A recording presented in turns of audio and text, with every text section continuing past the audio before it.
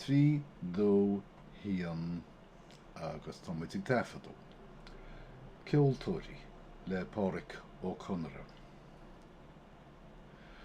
Bula pól dó an teach mór agus raibh a hála háart agus má bhí sús le leithiad siomra an, ní bhac sé ach le aon siomra amháin mar is an bhíoch a chathaoir mór thuaimhnis féin. An bord a leag tí lónchaige agus a henmhailín a bhíoch crocha I necin na chathaoirech nuair nach mbeadh sé ngrím ag fear tí bhis.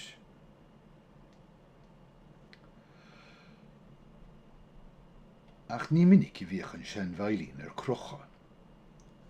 Ní raibh de cháirte ag pól dó ach ag léas ceol. Agus fear a bhíos ar éon charid sa síl álainn seo, ní má leis éon achar fada a chathebh as a chuideachtain.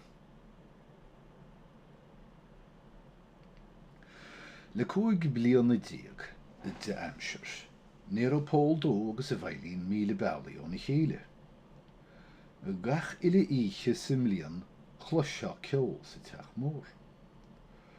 Dá dearnaí a chiúltháin bealach chluiseá na ceolta breatha an. Dá bhuaise a bheitha do hí ar maidin bheith fuamannaí binne le clos agad. Agus is somí scéal agus scéal I bhí ggóil háart faoi cheol an tí bhór. Dúrú dia idir sin agus gach annachan. Dúrú nor bheith fear tí bhór bhíoch a ggóil an cheol an ar chorbe. Ach taobh sin na naoine a cuireadh an báiseán san náma bhí háart. Bhí dream eile an a séid gur bíon deall féin bhíoch ceoltóireacht an. Go bí sin cuid de mharga bhí idir fear tí bhór agus is sean mhuachail. An deall a bheith na bháistir ceolaige lena bheith. Chuireadh cuid eile ina luiart nach ceol a bhíochán a chorbe ach cuoinechán na marmh. Glóra míthúimhneacha ón tíoríocht. Mar ní raibh éon air de bhuna fóil roimh le 5 glún an nús nach bhuair an bhás éigin. Ach má chúla a lán an ceol, cá bhain té deartach a rá go bhaca sin ceoltóir. Ní raibh sé an. San naoise nuair bhíoh pól dó an ghaon a chathaoir mór thuaimhnis agus an senmhailín faoin na 8 bhíoh dálógaí tromó dubha ar na fhuinneogaí agus lampa áirde na heasa ar an urlár le na eis. Bhíoh na dálóga dubha tromma céanna ortha I lár an le dhéal gréine agus an lampa áird céanna ar lasa le na eis. Ach me léan, ní raibh cá leis an lampa sin de ló ná de ihe. Bhí an ceoltóir iontach ina gháil. Bhí an ceoltóir, bhí pól dubh ina hí ihe na chathaoir mór agus an senmhailín in ngríimeige nuair a búlú chnag beagar a doras. Bhíosaigh cé bhí an. Níor tháinig éon duine isteach thar tharsaí an tiomra sin le 5 bliana déag, ach sean chrosach an taon searbhóntaí amháin a bhí sa teach mór. Ach bégan de chean chrosach féin fáideach lacha ag a doras go rá go bháistir an gléas ceolmhaid, gur dheasa sin na spéicleo láirí mór a gorma ar a shrúin leis na puil grána a bhí nach legan na olú. Ní rachas a riamh gan na spéicleoirí sin. Ó dála ní licach an mhór chúisá a luit an nochtú de éine.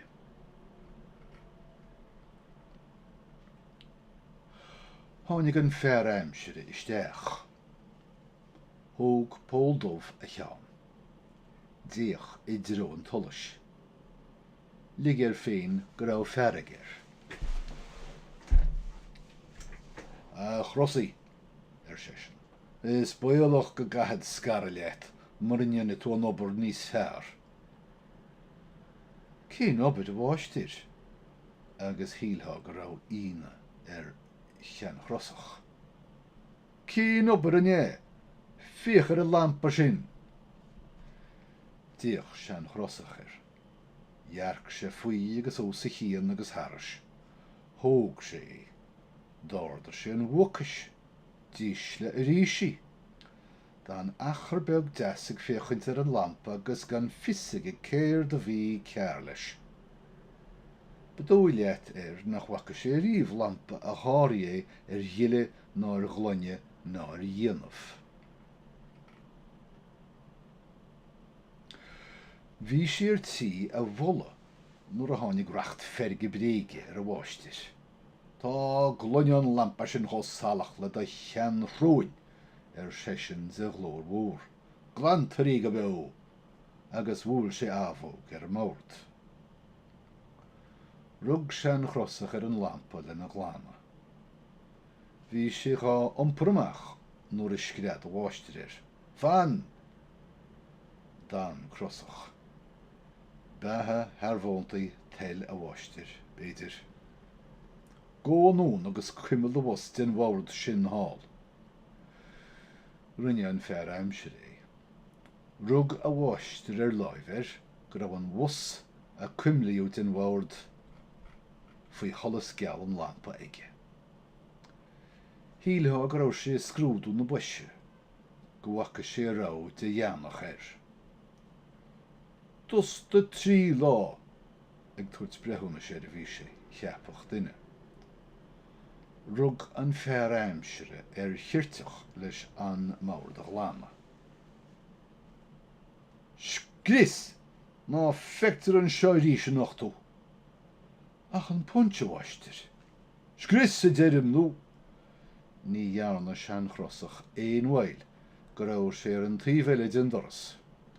An sin thug sé trí léim agus ní fis céimhéad troslóg le chuirniúil ró féin agus de péir beteise a bhí déanana airneán sa hála fada doracha, gur amadan a bhí na bháistir, agus I cheapach a gcuideach sé I géal dósan, chonig sé de lógus de ihe, go raibh ábharc na súlaige. Ach má bhí sa crosach gur ráthúil gan bheocht a bhí ar chúl na spéicláirí gorma, níor lig sé rú na bháistir le aine eile. Is beag den é chiitheach an fearr dú ag ggóil an bóthir go máil cuaramach le na bhaidid seoir, a cheapach go raibh éon ní bheitheasa ná scoltachaí a ggóil dó. Nóir thiúil sé an bóthir chomh díreach le cách.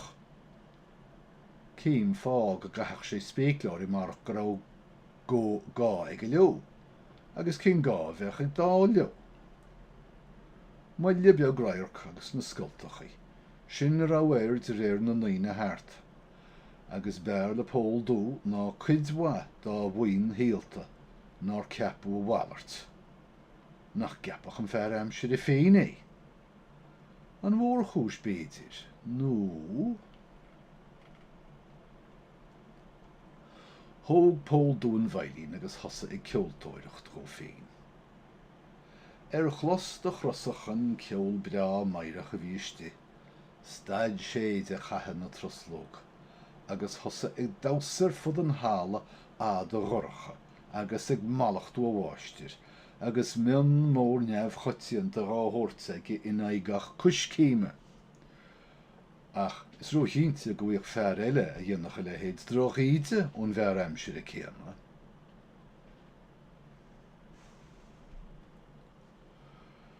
Níor bheith crosach amháin a chúla ceol an tíomhóir an éiche sin. Bhí stócach neic an áit agus bhí sé géisteat leis ó thosa sé. Cuireadh iontas cuireadh íomhnas cuireadh uafás mar cuireadh go minic cheana. Tá bheitach sin ceoltóir dríochta a eiceil.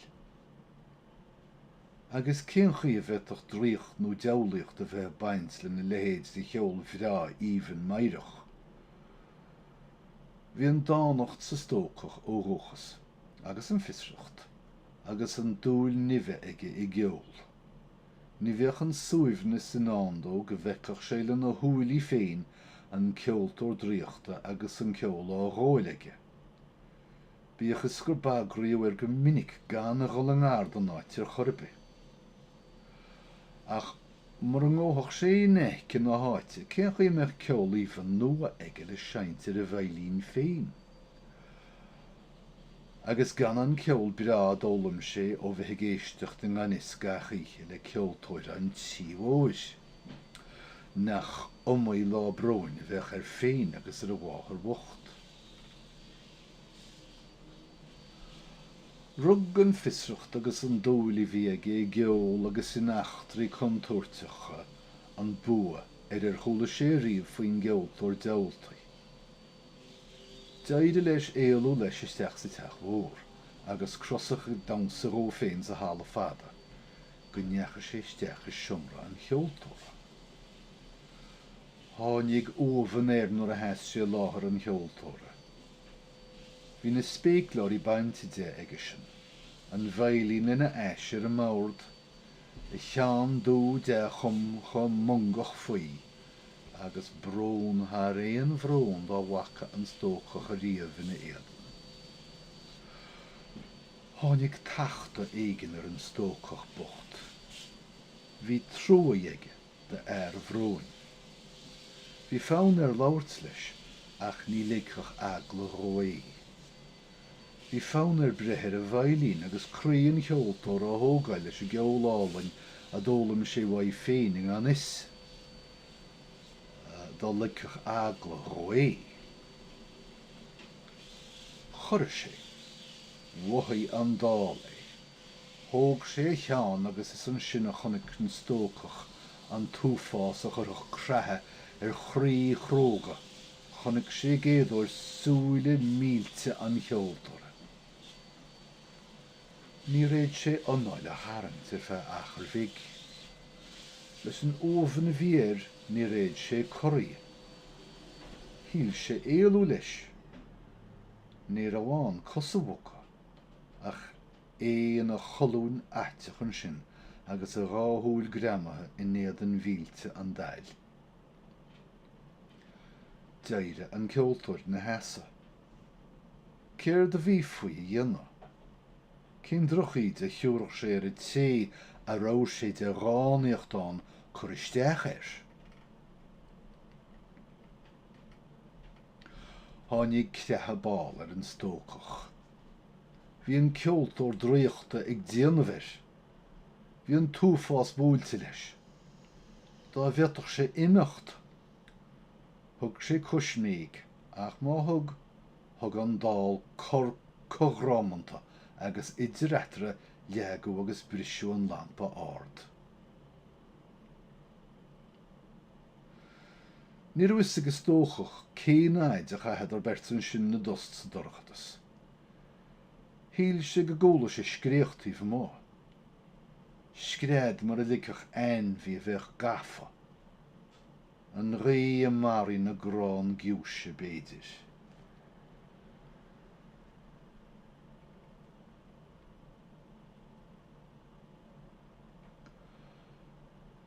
Ach cíhítean an cheol, a nálaí gur an sean bhailín ag seint bhaid féin sa dorchatas. Bhí an stóchach cínte gur an gléas ceol an sin ar an mord agus nóir choiríú é. Gur an dál in ecin na faineoige agus nóir choir sé. Agus siúd é an ceol deolta ar trochtú go minic na chlósaí.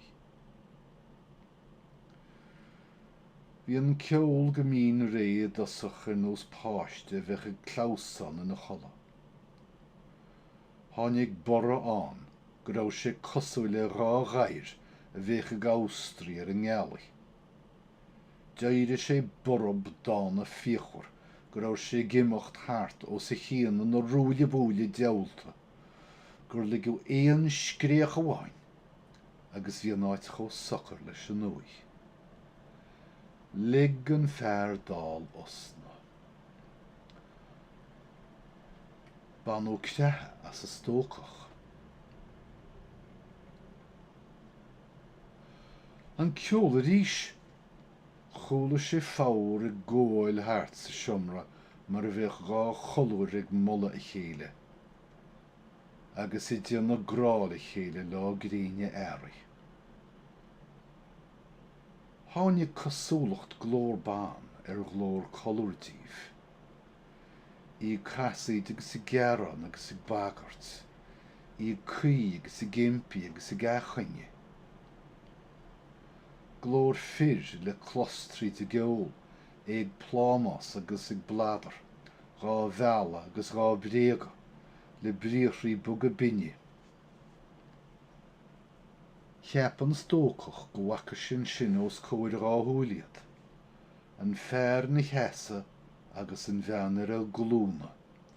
Ise I gimpi, ise go himpiach, eisian go ceandána, ise go bagarthach, eisian ag tuairtsa dúchláin. Ach céirt sin, béc úfásach ón bheith, scread péine. Jetan stócach. Bhí sé cínte gur bhéic duine a chúlaise. Gur éirí timpiste éigean don té a bhí an éineacht leis sa siomra. Bhí sé tí labhairt, tí cabhrú leis an té a gortaíú, ach gur thosan ceol ríis.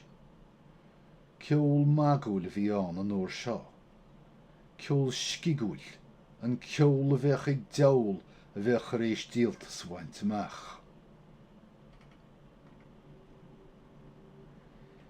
In enim dé céir tá díanta agat. Bhí an stócach dearfa gur leabhar an dál, go gúla sin ceol magúil, go bhacha sin roiir go chunig sé féin. In enim dé céir tá díanta agat, san glór ríis go déliasach, nós teise sean cheoltóra a bheith go míthúimhnach ina uaí ghorcha gan ich leas ceol. Ach sul má fuair sé freagra, thosaí an ceol ríis. Bhí buige anis, buige agus binne, a bhainach an tulc ó chruí déana. Bhí dobrón agus críomhrú agus céasa intine gá nochta sa geol sin. Peci dámanta ag Éirí Amach sé dhé, deol ag mag a fuha agus gá mrostúch an Éirí eilid gan tarfa a thuirt. Déalaí osna ón dál. Hílann stócach a hanga bhuga. Dá bheitach sé labhairt leis an dál. Dá bheitach sé éirí cosca chur leis I geoltóir dríochta a bhí baint na meabhreachta. Níor ó cá leis, níor thosa an ceol ríis. Dá meach solas sa siomra deicach an stócach an fearr dál na héana a chaithir thuaimhnis gá luasca nún agus ná le cua agus le délias agus le dobrón. Agus dá meach an solas nach mrontar ach ar an meagán aige, hiicech sé fáin chuair sin. Nach dófaí ró nach aspaí ábharc ná éad an mílte a bhí choir, bheithis aige gur minic agus rómhinnic san íche de 5 bliana déag gur bhfuil taim broin dá thuairta in anist an tíl, agus nach raibhisa ábhar ag neach ach ag an dál bocht féin a bháin.